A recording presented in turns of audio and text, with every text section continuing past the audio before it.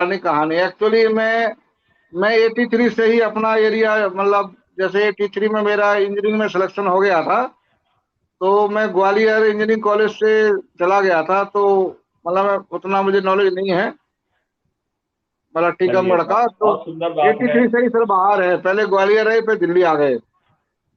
अच्छा, ये बताइए, आपको अपराध मुक्त भारत के बारे में क्या जानकारी है, और इस बात से आप कहाँ तक संतुष्ट हैं कि अपराध मुक्त भारत के इस मॉडल के तहत सभी राजनीतिक पार्टियों के सभी राजनेता मतदान के पहले अपने हार स्वीकार करने के लिए विवश होंगे, और इस महापरिवर्तन मॉडल के तहत 21 विधाओं के तहत एक महापरिवर्तन जो है जमीन पर उतर जाएगा, जिसमें गुलामों के जो नियम कानून जो कि अंग्रेजों ने 1857 की क्रांति को क्रश करने के लिए बनाए थे, और हमारे दुष्ट राजनेताओं ने उन्हें 75 साल के सत्ता के हस्तांतरण के बाद भी हमारे ऊपर थोप के रखा है, और जो प्रशासनिक और जुडिशियल व्यवस्था 1857 की क्रांति को दबाने के लिए, कुचलने के लिए बनाई गई थी, जिसके तहत चंद मुट्ठी भर अंग्रेज इन नियम और कानून और इस व्यवस्था के तहत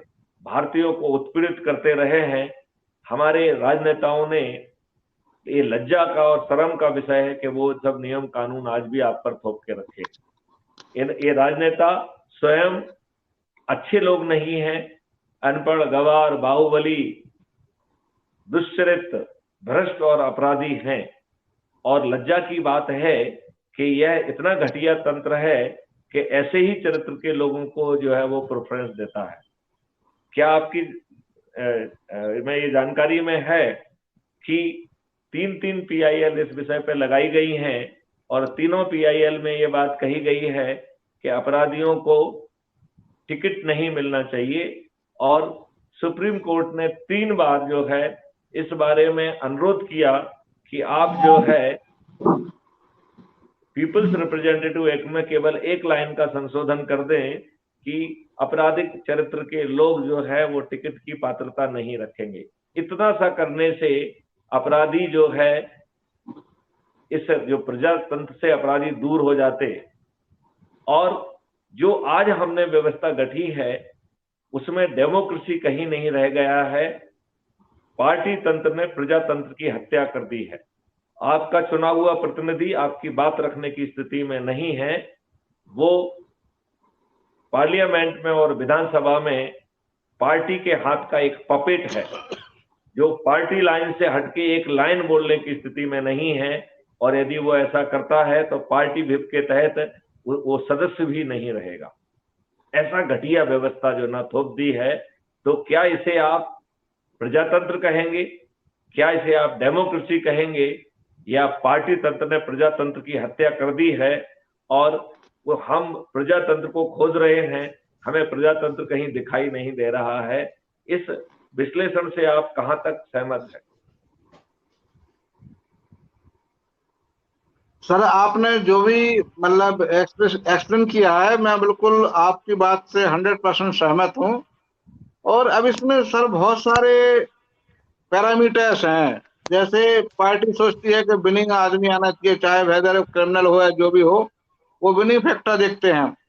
और पब्लिक भी ये देखती है कि अब जैसे जो भी मुझे पता है कि चुनाव होता है तो वो भी मतलब उसमें कुछ ना कुछ मतलब उनको कुछ प्रलोभन दे करके वोट बटोरे जाते हैं। क्योंकि जहां जनता लिटरेट नहीं है तो वहां बिल्कुल डेमोक्रेसी सही नहीं चल सकती है। क्योंकि जनता लिटरेट नहीं है, मतलब उसको कैसे भी मतलब विचलित किया जा सकता है। उनको साड़ी बांट के, उनको दारू बांट के, उनको पैसा बांट के, या धमका करके, जो भी तरीके हैं ना वो सारी चीज गलत है। और अब ये है कि हमें वो मेजोरिटी चाहिए। अब अब इसमें एक ये भी हो रहा है कि दिन दिन प्रतिदिन नई पार्टियां बनती जा रही हैं। तो या तो एक तरह से हमारी मेजोरिटी कैसे हो। अब जैसे आपका विजन बहुत अच्छा है और मैं पूर्णतः सहमत हूँ, लेकिन अब इसके साथ एक सपोर्ट तो चाहिए मेजोरिटी लोगों का। जो इंटेलेक्चुअल लोग हैं, जो सही वो सही कहने वाले हैं, आगे आए, लोगों को जोड़ें।